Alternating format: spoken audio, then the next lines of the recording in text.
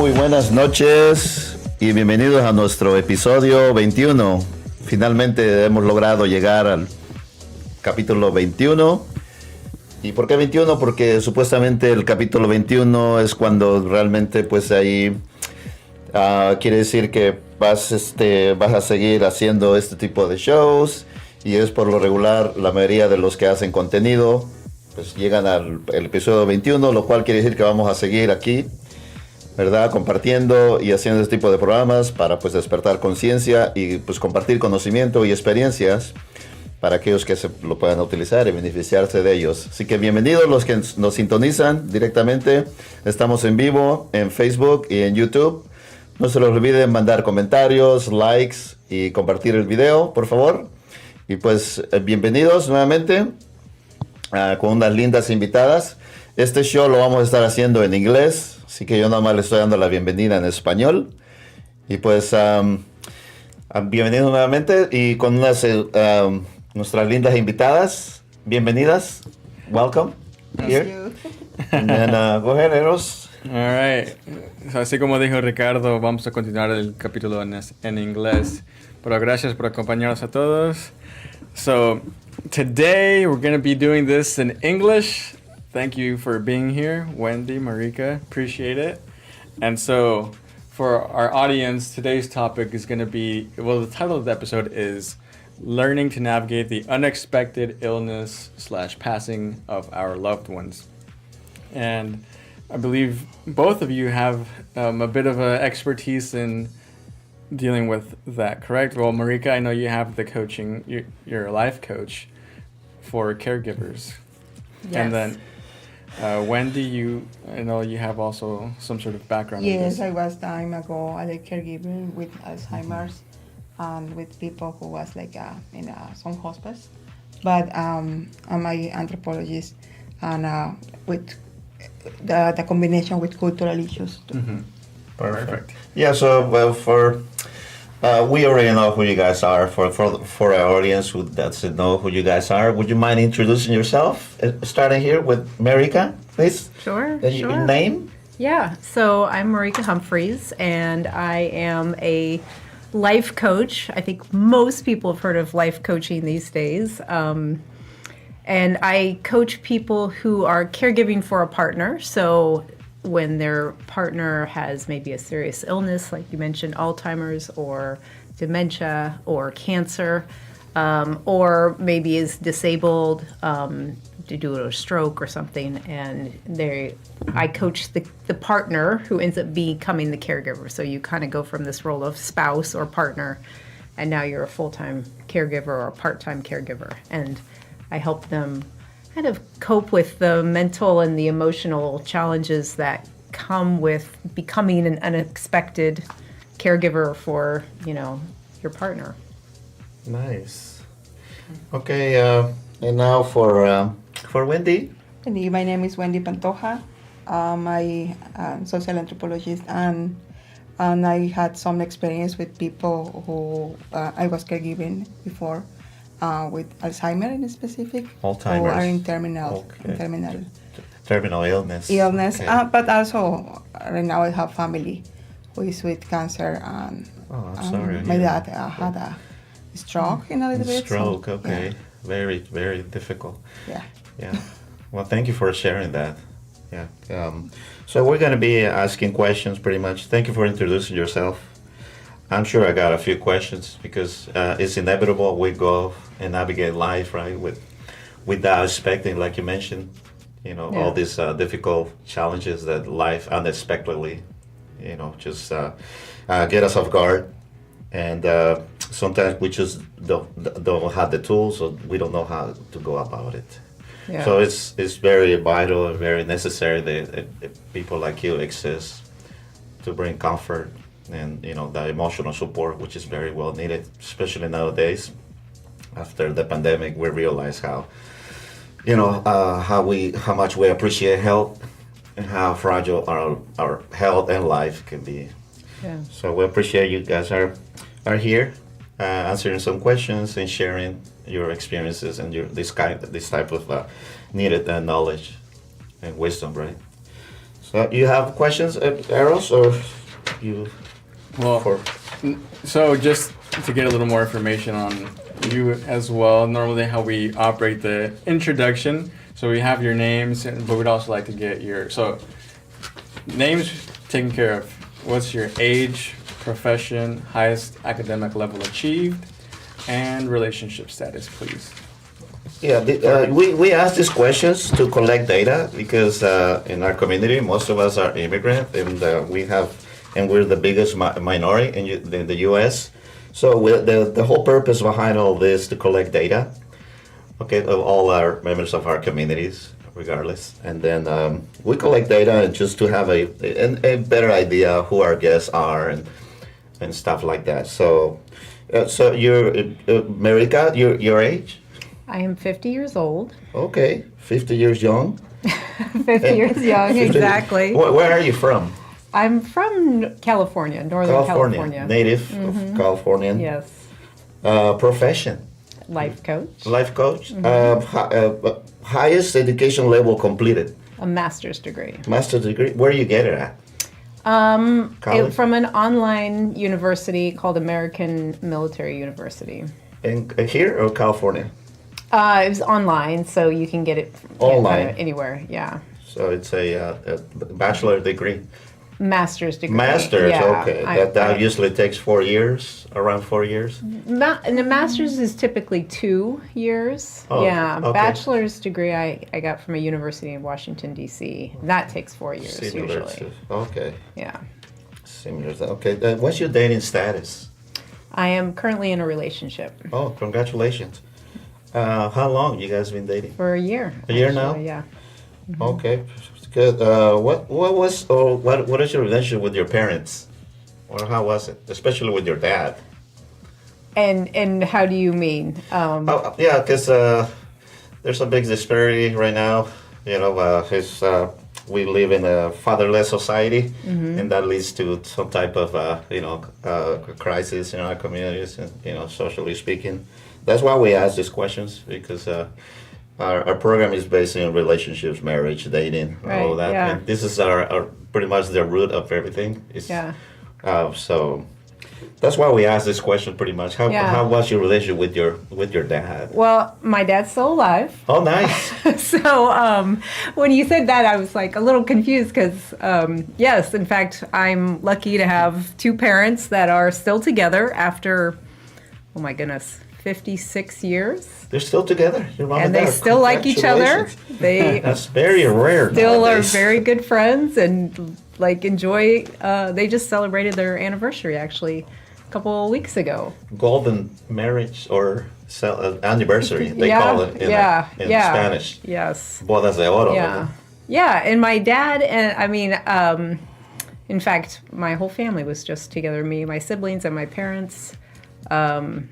I have a good relationship with my dad, actually. It's good to hear So, that. yeah, I know it is rare. I talk to a lot of people as well, and I'm very thankful. The more people I talk to and hear about just, troubled families, difficult parents, I'm very lucky That's to so have. good to hear. Yeah, it's nice. What do you think about feminism? What's your view on that?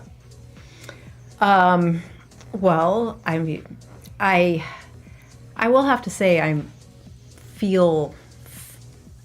think, lucky to live in the time that I do, where women we have more opportunity than we've ever had. There is still, I think sexism still exists, as does racism and lots of other isms. Yeah, everything that's guyism, I'm sorry, is bad. It still exists, yeah, but right. it is, as far as women's rights in particular, I think that we've come a long, long way. Do you think it's still needed now in these modern times? Is it still necessary?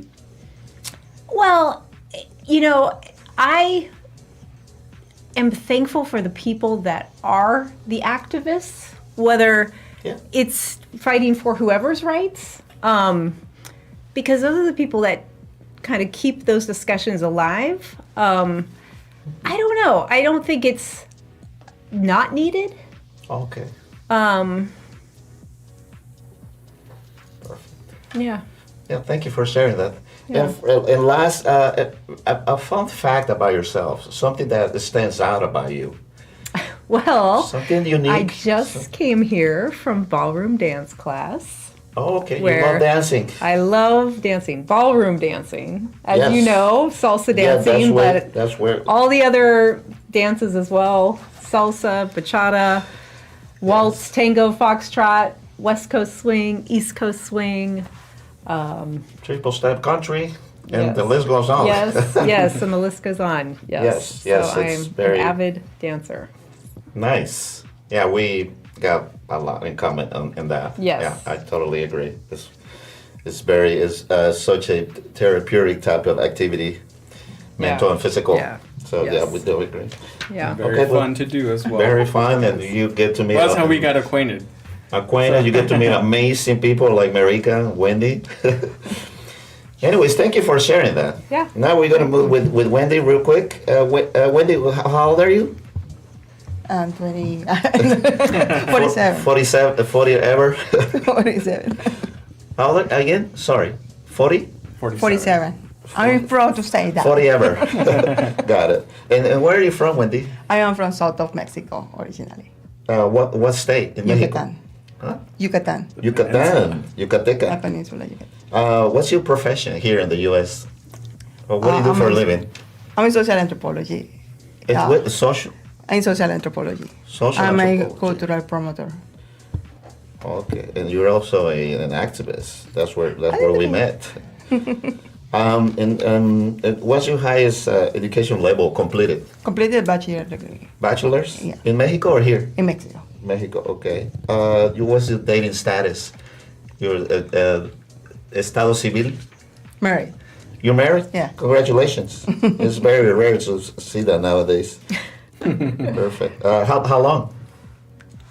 4 years. 4 years now? Nice.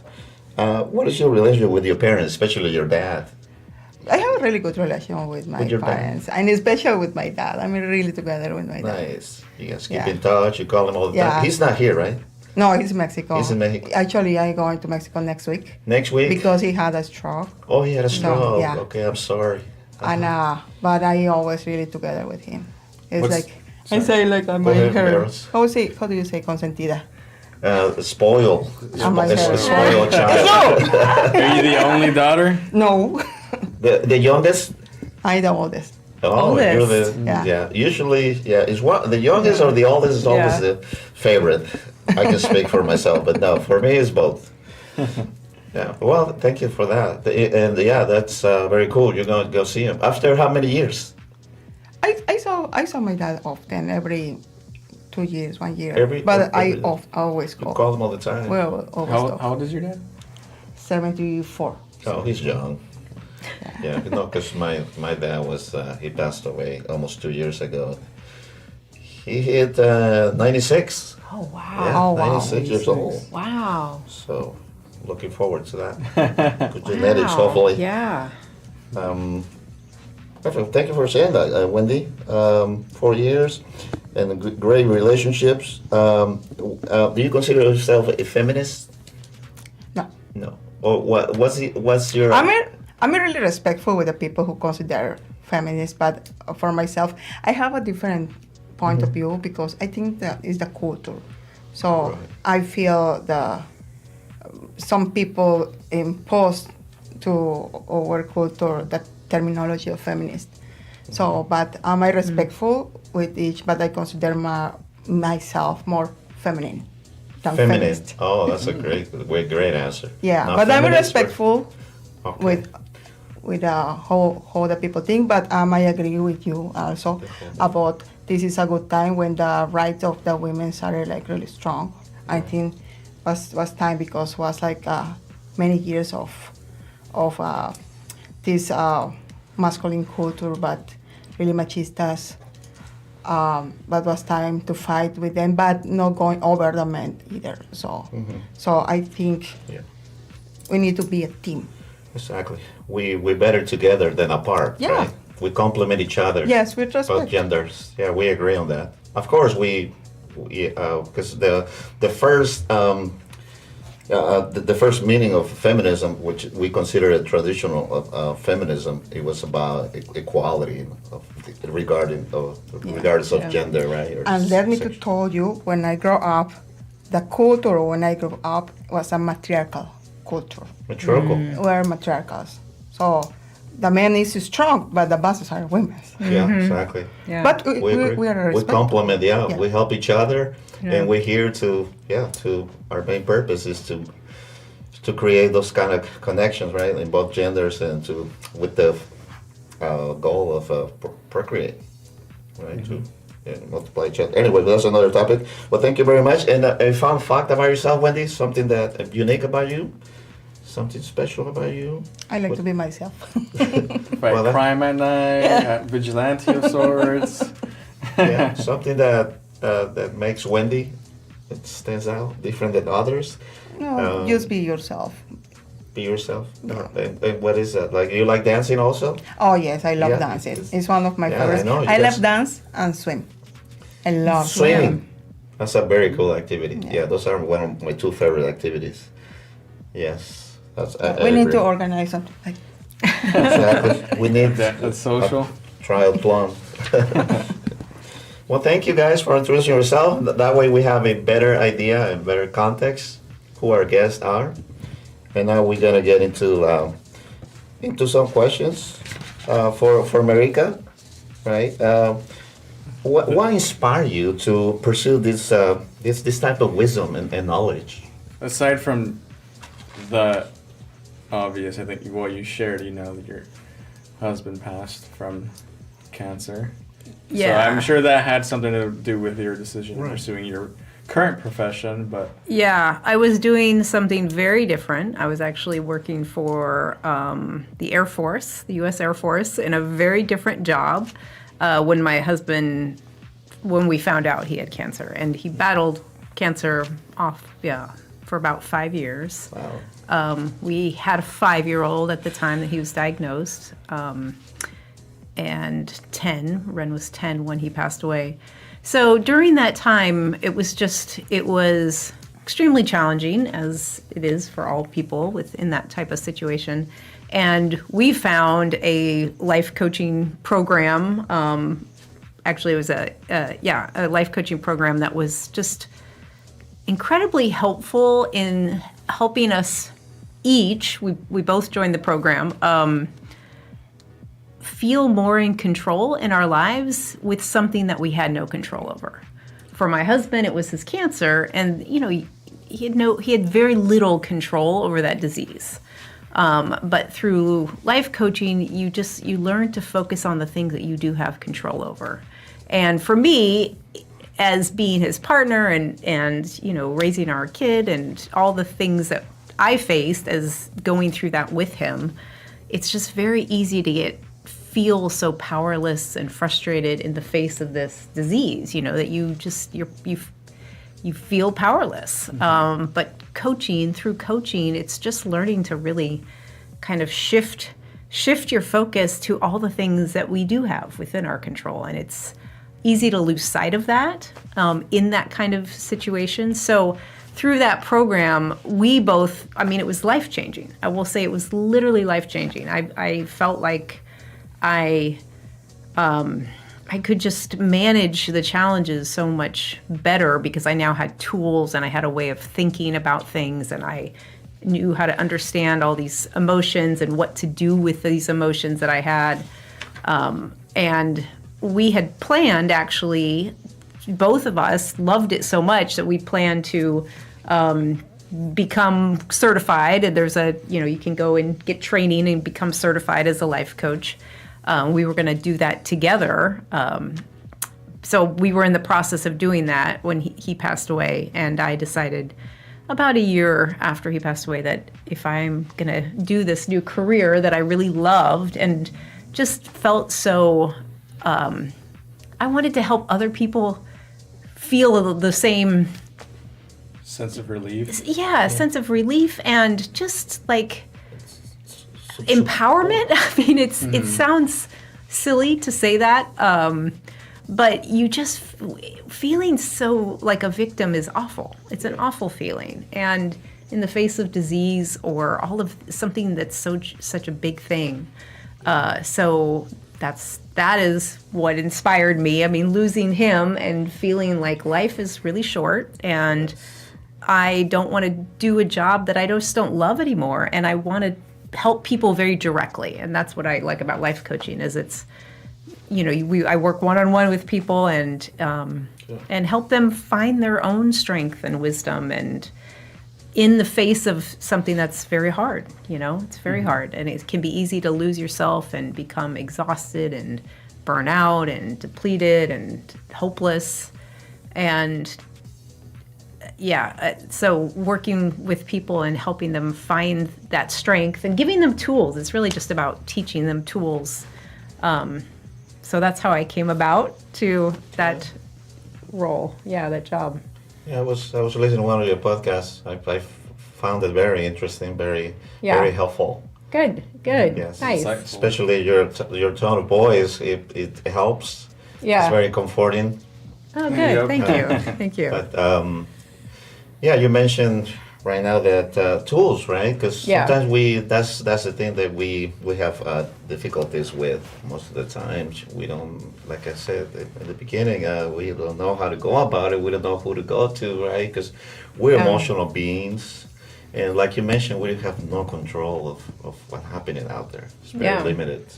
I'm very curious as to your mind shift. How you felt prior to doing the life coaching sessions, and what was your biggest struggle at that moment, and then the mind shift that occurred after the coaching sessions. Yeah. So for me, the initial biggest mind shift was recognizing that my own struggle as the caregiver, not the person with cancer, which was my husband, I saw his struggle is so big, and it's all we talked about in our family, and everything was about doctor's appointments and, treatment options and just managing all of that. But I was doing, I was holding down a full-time job and kind of doing everything else. And I felt like my own problems really didn't deserve attention because I wasn't the one with cancer. So I first had to recognize, but it was becoming miserable and really just tired. I mean, this was a couple years in. Resentful or resentful, yes. Definitely points of resentful. Sometimes resentful against cancer. Sometimes resentful against my husband for having cancer, even though logically it's not their fault. But you find yourself in a situation that's like, this isn't what I signed up for. This isn't my life. I spent my 40th birthday in the hospital room, while he was getting chemo. And you just think, I didn't sign up for this. This sucks, So I first had to just kind of recognize that that's valid feelings, and I need support too. Because it is hard. It's also hard for the caregiver. And so that was my first mind shift, is just recognizing that it's okay to have support and you actually need it in order to be the person I want to be. I mean, when I was feeling miserable, I wasn't able to be, the parent and the spouse and the caregiver that I wanted to be because I was stuck in my own problems. So that was my initial mind shift, was just recognizing that I need support and it's okay, and I don't have to feel guilty for that. What would it be your first advice for somebody going through right now on the initial phase? You mentioned tools. What's the initial tool you will give somebody or recommend? I mean, with anything, I do think a support network of some sort. A lot of times we try to go it alone, and I did as well. And it is great. I mean, if you have a close friend, if you can join a support group, there are lots of support groups. If you can get a coach or a therapist, that's even better, where it's like someone it's very, they listen to you, and that you need support, I think, as the caregiver. Especially somebody with that kind of experience or that kind of empathy, somebody who went through all of that like you, right? It'd be That's the ideal way. that's ideal. I think it's not absolutely necessary, but definitely, yeah, it certainly helps. So. Yeah, thank you for sharing that. And you, Wendy, what was your experience working at a hospital, right, with people with that type of condition, terminal conditions like that, medical? Well, it was hard because it's our elders first was people with Alzheimer who need like a special attention because they forgot everything. They forgot, inclusive how to eat, how to walk, how to breathe. Exactly. So yes, so need a routine, but also when we know they are passing away, we need to be keeping ready to the family. And it's hard because imagine it's your mom who is passing away. She don't remember you. Exactly. Very so sad. this is a really strong, and they need to keep ready to bring. And the best is like to let the people go without to feel guilty, like you say, and to let them go in peace. In peace. Right. But also. With people who have not like Alzheimer, they have the right to know when is the terminal time. So if the doctor says, sometimes the family don't want to say. Yeah. They're scared, but they have the right to know they're going to pass away. And in that way, they can to decide what to do with the last moments who they have. So these are different kinds. Yeah. This is more with like a caregiver, but also had other experience with people who had like youth people passing away in accidents. So, for example, yes, I had 2 years ago was people who was drunk going over freeway and killed the son of one of my friends, and other drunk people killed other girl who was just graduate from the law school, and they killed them, and the mom was my friend too. So first to say the new for the family, when it's youth people, is different than when it's a terminal patient. So it's really strong to keep the people, because it's really hard for the family to accept. First to how you say the new for the family, and some people have not care about that. That can probably also affect you mentally, Wendy. Do you take any type of therapy after you see almost heard it all? You need to breathe. Yes, you need to take care of yourself too, because how you say this affect and also to you, it's affect yourself. Okay. It's really painful. Very painful, emotional. Yeah, pain, it's emotionally really hard. I can just imagine, seeing some people. How do you decompress?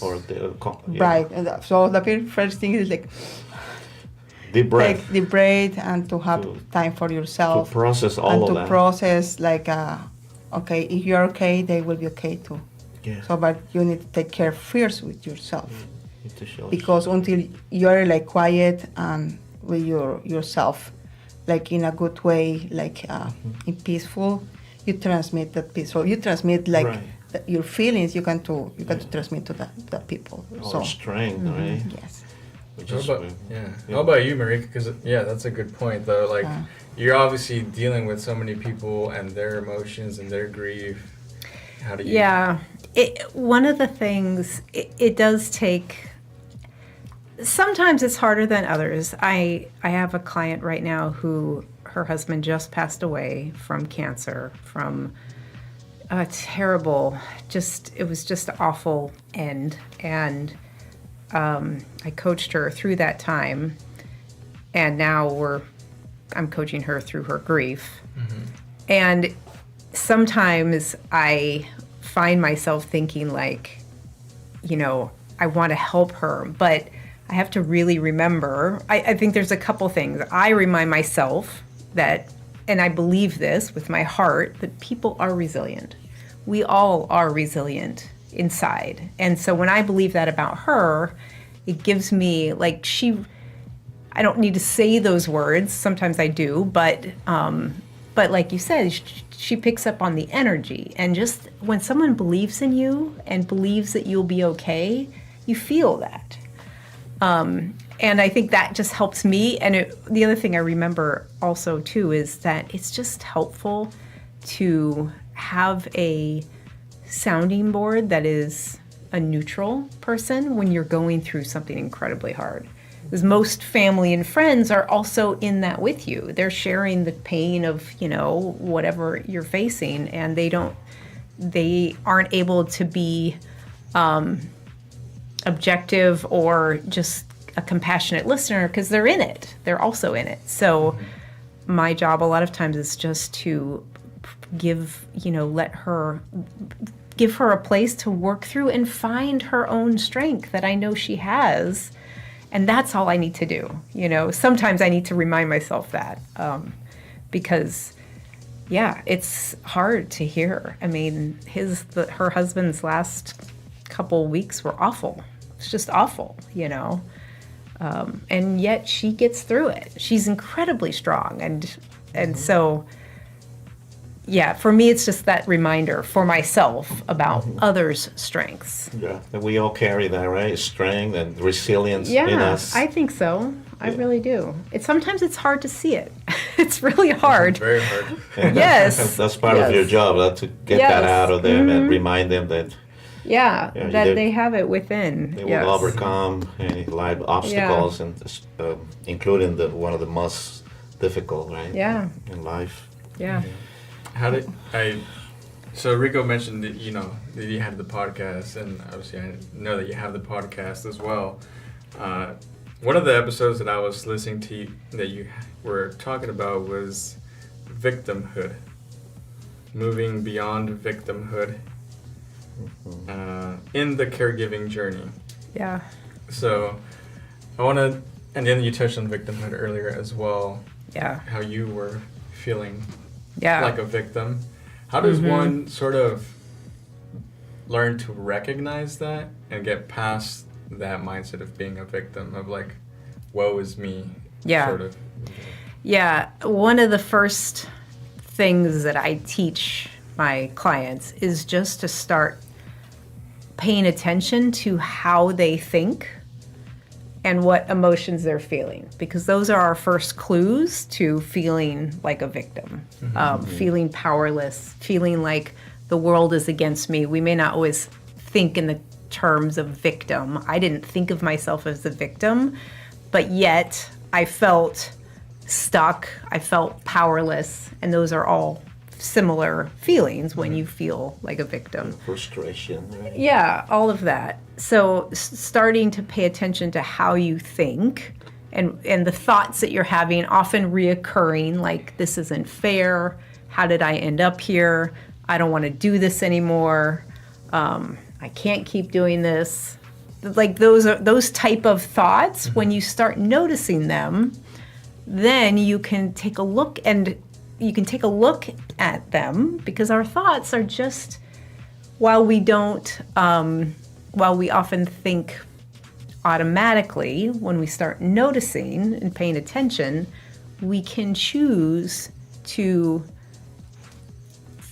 what we want to focus on instead. So a lot of times we kind of think either out of habit or how we were raised. A lot of those patterns are just things we kind of repeat, and they're not always helpful. A lot of times they're unhelpful. And that's, I think, becoming or feeling like a victim can be a pattern that often shows up in lots of places in our life.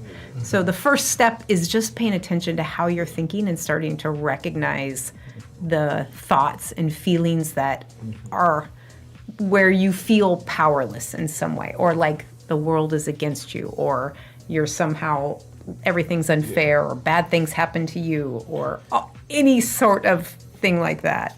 Correct.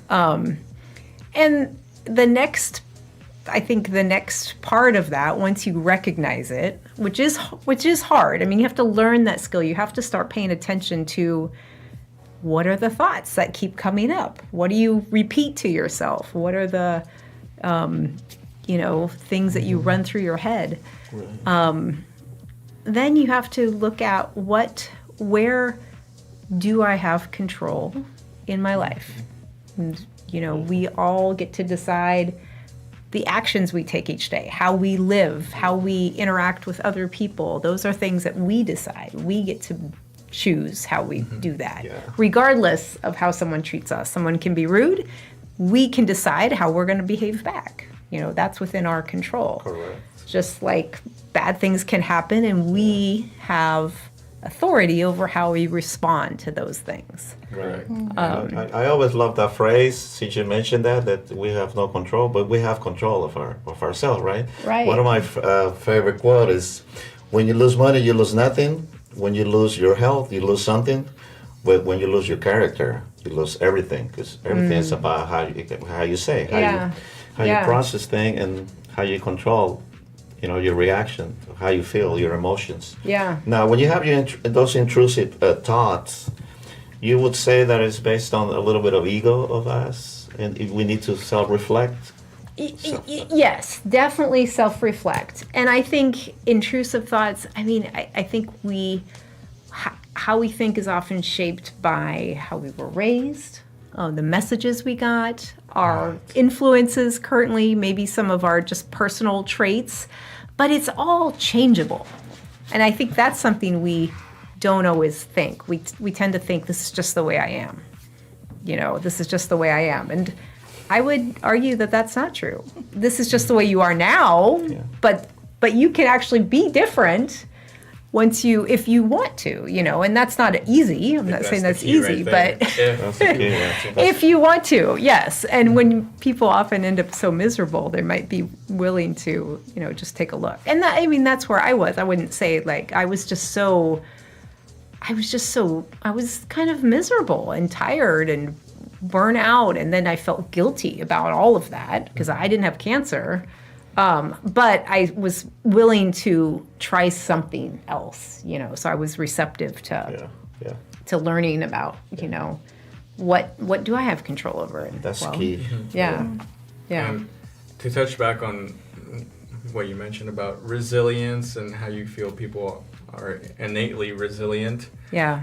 It always fascinates me how you can have two people who go through the same experience or a very similar experience. Yeah. But one of them, lets that situation hinder them, stop them, just no progress. And then the other one chooses to not let those external situations, circumstances, whatever it may be, slow them down in any way. And then, they surpass themselves. Yeah. So, and you see that, whether it's in a terminal illness or if it's like in a relationship, someone, experiences heartbreak, infidelity, or in business, somebody, fails business and they give up. Whereas somebody, could experience all of those things but still move forward. Yeah. I think people do I think I don't know if it's more natural or just where they've faced so far. I think there are some people that are naturally more resilient, but I think everybody can learn also to be resilient. And so it does come kind of easier to people, but the ones that it doesn't come easy to, they can learn those skills too. And it does, I think, just take a little bit extra work. So that's, I think, part of the difference that we see. And all the experiences that go into shaping how we handle any situation in any given moment. Yeah, and adversity, exactly. Those adversity. Yeah. One of the interesting things I found is when it's people with cultural difference. Yeah. Yes, some people, for example, the Asian people believe in the life after the death, and the Latino too, and people from here, so depend if it's like a Native American or not. Sometimes they're really afraid to pass away. And you talk with Latino people, they say sometimes, am I not afraid to pass away? I am afraid to leave my family without any support, or am I afraid about the pain? So many people from here say I'm afraid about the pain. I'm not afraid about to pass away. So that process of the Correct. suffering. Yeah, Is that lead most that needed pain of treatment. suffering to your loved one, right? And we as parents, we can relate. Yeah, because I can relate to that. I'm not really afraid of dying, but I'm afraid to inflict pain in my kids. So yeah, that's one of the challenges that we also have. You need to have that conversation with your family or kids. That is totally, it's a natural process. But it's just to take it as a natural thing, and but the legacy lives. You as a parent or as a loved one, what do you exactly expect from that loved one, right? That leave you. Well, it's most likely most of them want you to live in peace and happy, and in complete freedom and stuff. So. That's something that you have to kind of process and live by, right? Yeah. Like in your husband, right? Your husband he wanted you most likely to, have a healthy, happy life. And Yes. take that burden off of you, and you live by that legacy of your loved ones. Yeah, good point, Wendy, that you bring that up, because that's exactly what most people who are in that situation would wish to. Yeah. Do you have kids? I do. Awesome. Yeah. I have a 16-year-old. How is the experience to say this news to the family? It's, For my kid, yeah. So Ren was 10 when my husband passed away, and didn't. I think, and he had cancer half of Ren's life, so it's kind of crazy. Ren was 5 when he was diagnosed, and for 5 years battled it off and on. So for most of half of Ren's life, their dad dealt with cancer, and it has been. I actually I heard from a counselor that as you grieve, especially with children, as they age, they kind of have to process a grief at every age again, because it's a new perspective. And now Ren's going to be a junior in high school this year, and so it just has a new perspective of what it's like to not have their dad. It has been tough. I think Ren at 10 never cried, didn't really understand. Even, obviously understood, but I don't think could process it. But then the client I was just mentioning, she has young children. She has a 6 and an 8-year-old or something.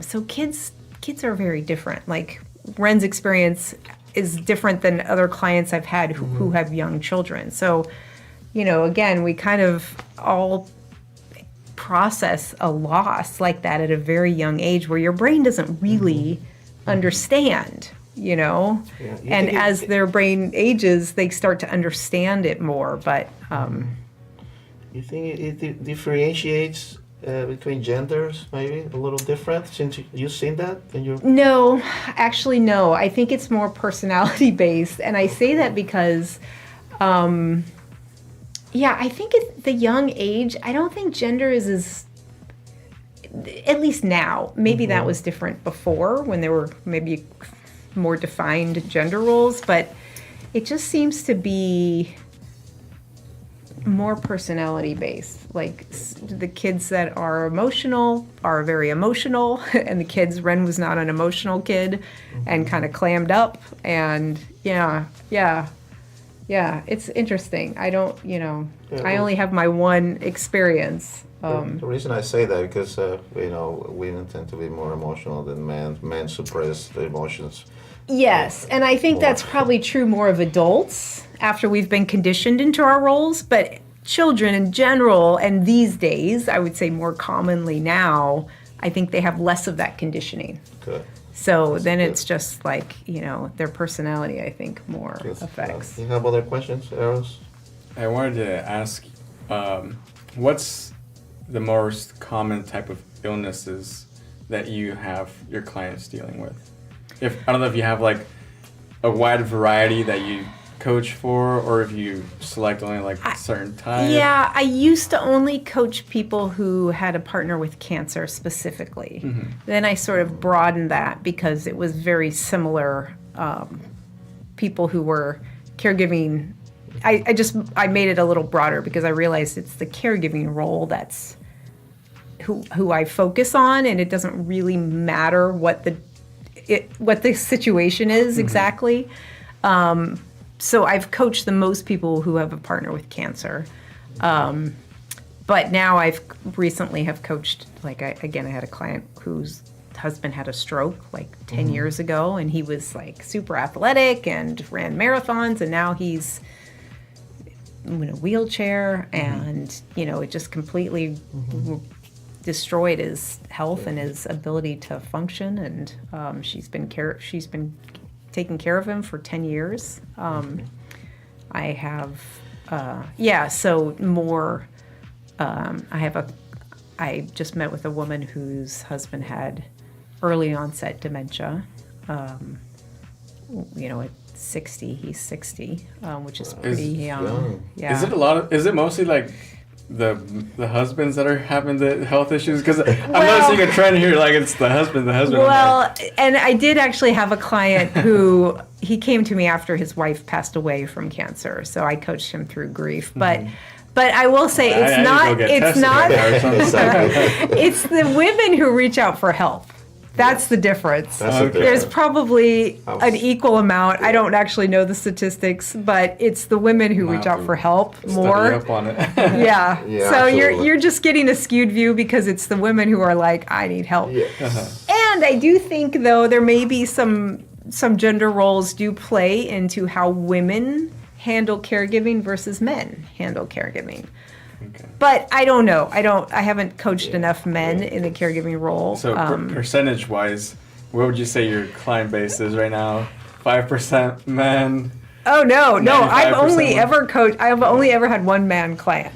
Wow. In a long time. So you're 99.99? Yes. Yeah, I just had my first, but I think that's just because men don't reach out for help in that context. That's why I really think. I think there's many men caregivers.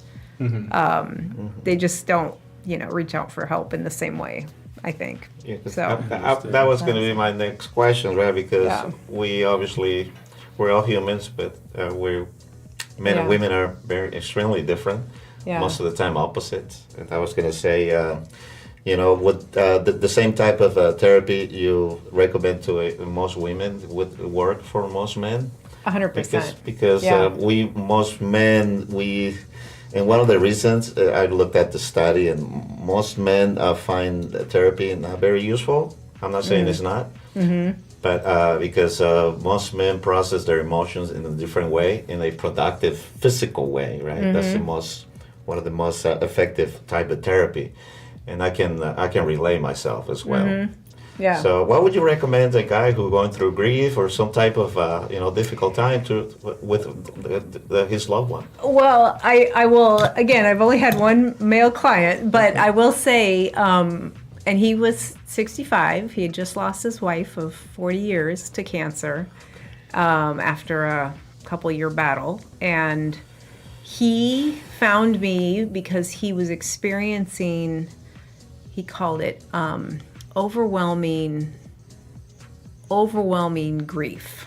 Like he couldn't function. Oh, wow. And he didn't know, he thought something's wrong with me because he'd never felt so intensely before.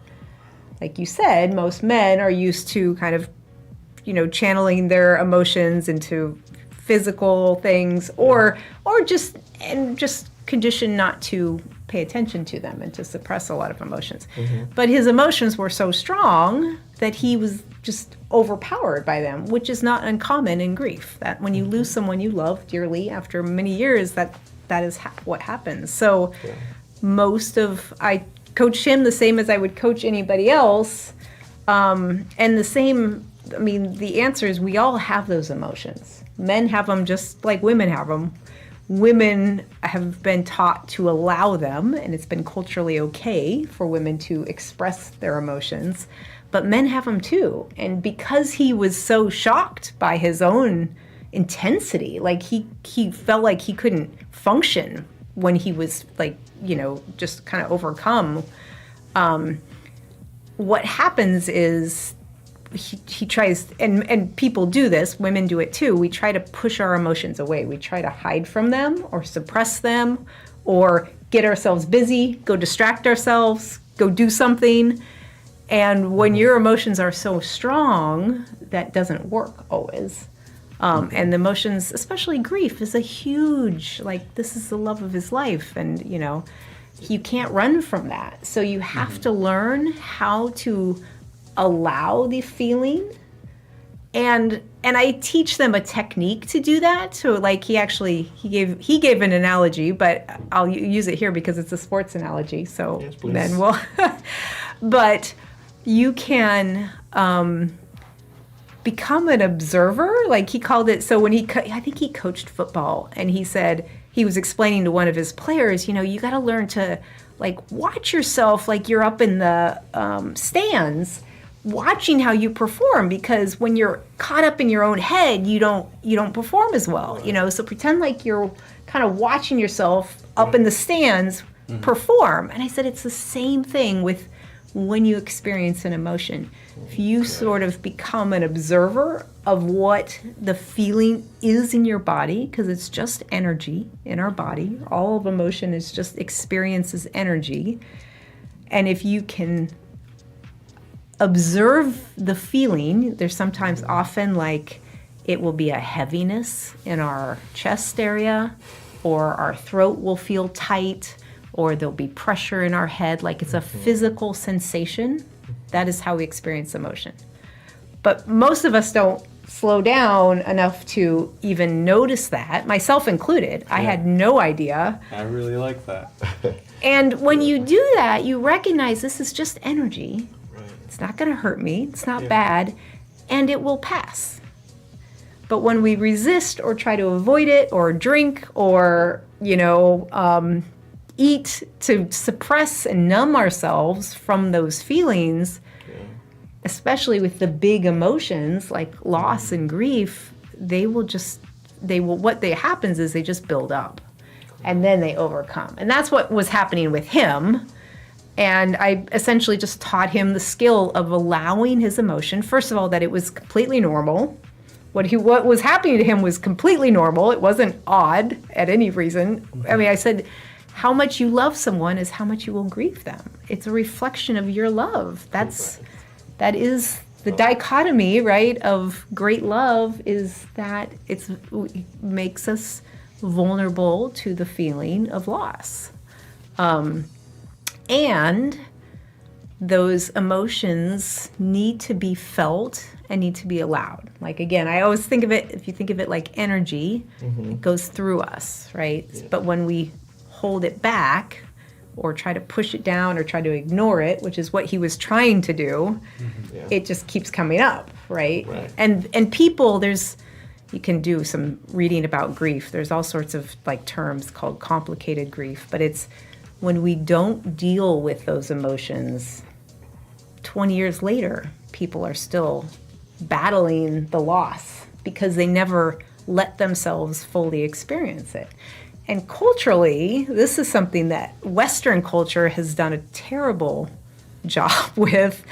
We don't allow ourselves to grieve. Other cultures, and especially maybe in the past, but other cultures have more of a grieving process that's acknowledged, and Western culture is kind of like, just move on, go back to work, go back to your life, get on with it. And that is not helpful.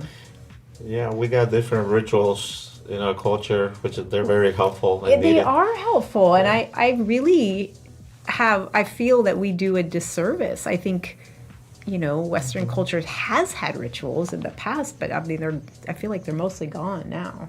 Like American culture in particular, I can speak to, but yeah, I do think other cultures have much healthier ways just of acknowledging. I mean, wearing black for a year is a way of acknowledging that I'm in this period of mourning. And it's significant. I mean, it takes about a year, and this is what I just told him, because a year of loss, I always say, like, look, your partner just transitioned into death, whatever you believe that transition is, but it's a transition, and you're in a transition. And now you're transitioning to life without them. Yeah. And that is a huge transition. You now, and no matter how long you were in a relationship, you now have to navigate it without them as a solo. Sometimes that's as a solo parent. That's what it was for me. Like it was like, oh my God, I'm the one that's going to screw up my kid. I don't have a partner anymore to like handle all the things that are going to go wrong. And in a year's time, the change of the seasons, the holidays that come up, all the significant events, like each of those, you will feel that loss in a new way because you're going through this cycle of life without them for the first time. And it's still hard after that, but that first year is just a major transitional period for the surviving partner. Well said. Wow. Yeah, thank you for sharing that. When did your dad, you said is ill, right? Your dad had a stroke. And Yes, it's difficult because we're first far away. Yeah, I know. He's in a different country too. It's, But with a when it's a people who is really independent, who right now have not like some movement in the body, is really difficult. It's big, recovering slowly. yes, and also because You're gonna go see him right next week. Yes. What would you ask Ms. Marika? Any type of advice when you see your dad? Since she almost heard and seen it all. Yeah.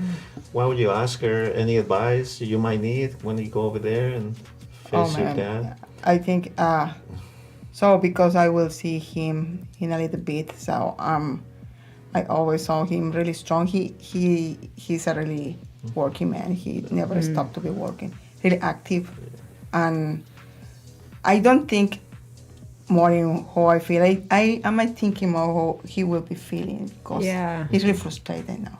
Yeah. He don't want to eat. He's like rejecting because he want to back for work. So am I thinking more in him than in me because I think I can't breathe sufficient well to be dealing with the situation. But teaching how to deep breathing, right? That's a good technique that I personally use it. I see. Ironically, most people that have been through severe suffering are the happiest. What do you think is that phenomenon about most people who's been through tough times in life are statistically the most happiest? Are they? Happiest. Is there statistics on that? I didn't know. Well, I think speaking with my own experience, I do find that when you are faced, I think it could be many things. I mean, it could be a divorce, it could be a loss of a breakup, a big breakup, or, and if you can learn, I think it causes you to reflect on, it doesn't always, not for everybody, but for a lot of people, you start reflecting on what's important to you. Who do you want to be? Like, how do you want to live your life? I mean, that was one of the things that I really took away from losing my husband. I was 45 when he passed away.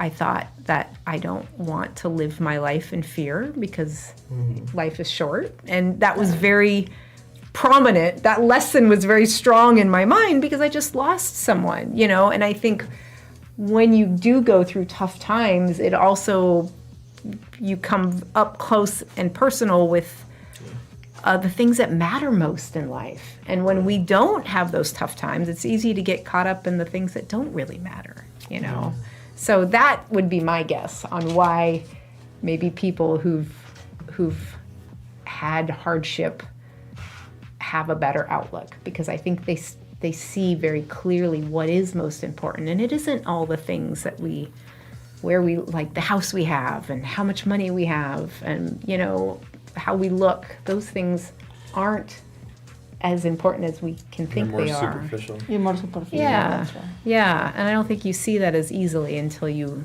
go through hardship. And like your dad, I mean, that is, I think, one of the hardest things for people, was for my husband too, like losing their autonomy and strength and independence. And that is really hard. It's a hard adjustment. Yeah. And my husband was angry. He was just angry. Not, you know, but cancer, the more cancer took from his body and his capability, he just was angry about it. Yeah. And that's not uncommon. So that you know, you recognize that, like, just, it's hard for them. As a man, it's yeah. so hard. Last thing you want is to put a big burden on your loved ones. Yeah.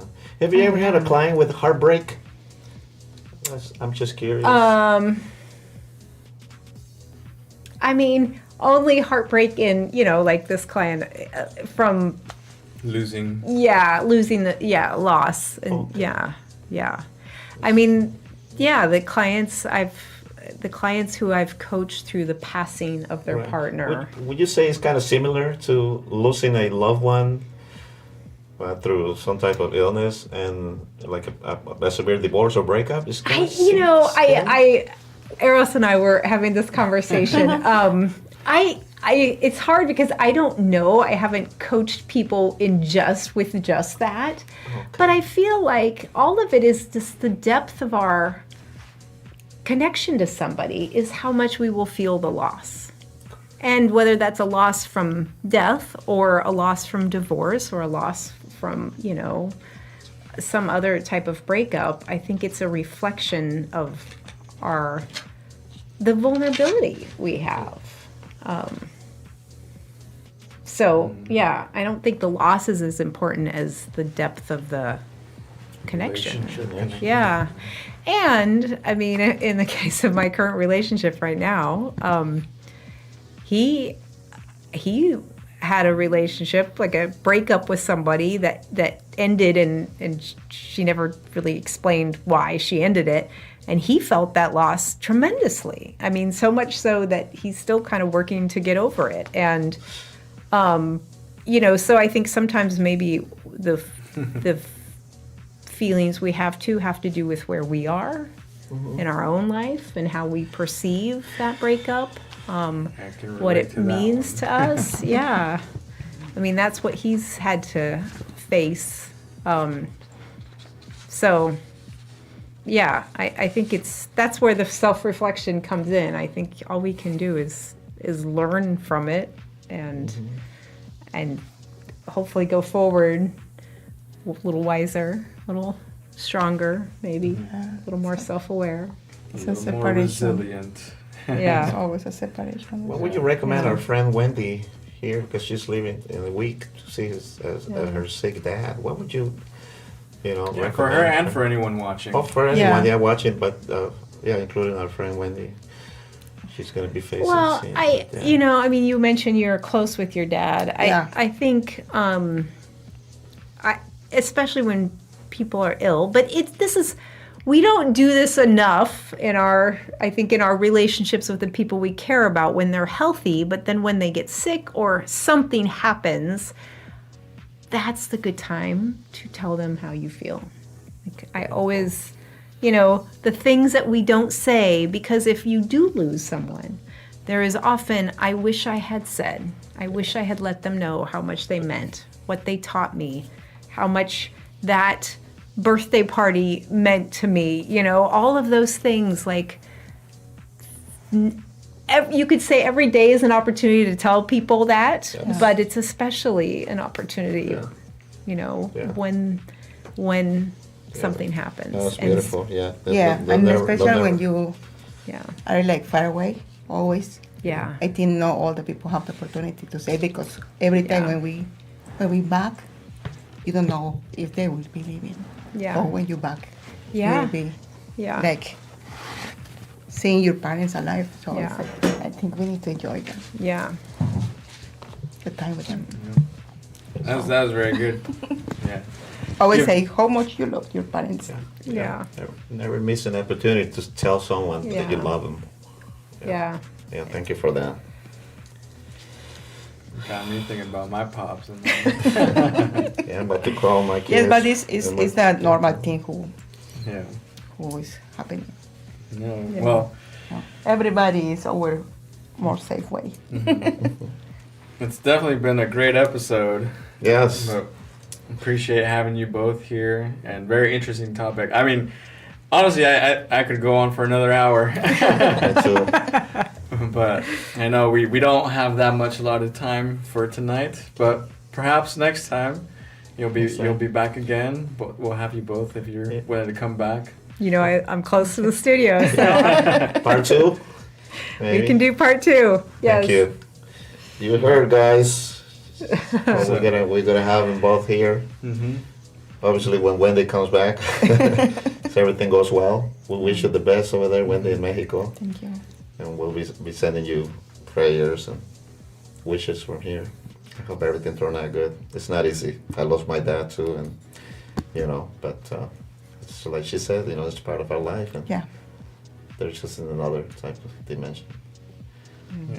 Thank you very much for coming and sharing all your knowledge And your then- experiences, and Wendy as well. Yes. So, for the audience, you can find Marika.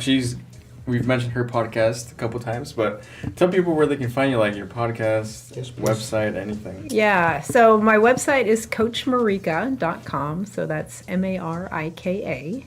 And that's the best place my podcast is linked on my website. So if you go to my website, you'll see a link for my podcast. But podcast is also on Apple and Spotify, and it's called In This Together, Building Resilience When You're Caregiving for Your Partner. And yeah, check out my website. Go follow, like, Follow them. Yeah, we Share. also posted her information on Yeah. our main page of Facebook and also Instagram. So if you guys want to check out her page and her Yeah. website, she it's a lot of great insights tonight. So Yes, appreciate I it. loved it and I enjoyed it. And then Wendy, I don't know if you have like a platform that you'd like to share with Yeah. everyone. Or coming events that you. Well, might coming be- events. Oh, so until August 31. So we have. Oh yes, Yeah, we have like this weekend. This weekend, yeah, we're gonna be Back posting link. the link and where it's gonna be. It's gonna be somewhere in Olympia. Is where all the indigenous and natives get together as one. And yeah, it's we're gonna be posting that link, that information in our main page. So if you guys want to follow and look it up, it's an amazing event for everybody. So we're gonna be posting that as well. And for last, any books you might recommend to our audience? It might give them a startup in whatever they're facing, any crisis they're going through. I wrote down a few that are my favorite, which is Brené Brown. Yes. The Rising Strong, one of my favorite books, and also The Power of Vulnerability. Yes. It's an amazing book, and also there's a TED Talk on YouTube as well. Yes. And obviously, Viktor Frank, Immense, Looking for Meaning. Yes. Those are amazing books. Any Yes. other books you might? Yes. I was going to mention Brene Brown and The Gift of Vulnerability as well. But there's another great, wonderful book. It's written by hospice nurses who they basically studied many dying patients, and they wrote a book about the common things that you can see in someone that's dying. And it's called Final Gifts. I don't remember the author, but the book is called Final Gifts. And it's really, you would think it would be sort of depressing, but it's really sort of comforting. And it talks about all the ways that, and typically not dying from like a sudden death, like we talked about, but an illness or a prolonged death. But there are a lot of patterns, and there's a lot of things that if you have, an elderly relative or parent or spouse or partner, or just someone with a disease, I think it's a beautiful book, and it really gives a lot of insight about how the things that many people who are dying try to communicate and what to expect in that process, because a lot of times we don't know. Unless you've experienced the death of a loved one before, it's a process we aren't familiar with, and there's a lot that's happening there that I'd recommend. It's a very good book. Thank you. Final Gifts. Final gifts. Yeah. Okay. And any books, Wendy, that you read in the past? Yeah, I don't remember right now. So the thing what am I remembering right now is like when you say this last thing, is like my best friend. So am I thinking of paranormal things? No, this true. When my grandma passed away, I was here. How long ago is this? My grandma. Oh, I'm sorry. No, That's but they difficult. have many years. Okay. Like 10 years. Wow. But when she passed away, I feel she kissed me in that dream. Oh, really? Yeah. And Yeah. my best friend, Yeah. when I came here he passed away in 2007. Oh. My best friend. So I was here too. But I was talking with his family. And I was like, I don't want to talk with anybody. So I was crying in my living room. And her dad called me and say like, when did my dad want to say bye? And I talked with him and say bye. And I was crying. And 5 minutes after, so I feel somebody kiss me in my chest. Wow. And 5 minutes after, her dad called me. My dad is going. That's amazing. Yeah. Yeah. Yeah. Sometimes it's the energy. I think. Yeah. I believe in the energy. I think so too. We're definitely going to do another episode of Yeah. this, because we all learn a lot and enjoyed it, because we all can relate. So- Eros? A more somber tone, but we'll try to put in Liven it some up. levity next time here and there. But no, yeah, that was great. Again, thank you both for sharing your experiences and for being here. And for the audience, you know where to find them. Make sure you also subscribe to the channel here, and we'll see you next time. We'll see you Unless next Thursday. Rico, there's something else? Or? No, that's it. Just like Eros says, don't forget to like and subscribe, share our video, and make comments next time. Send us some questions or any type of topics that you guys want to, listen to. We're here for to share knowledge and experience. Thanks again for coming. Thank And we'll you. see you guys next time. Thank you. Hasta la próxima. Good night.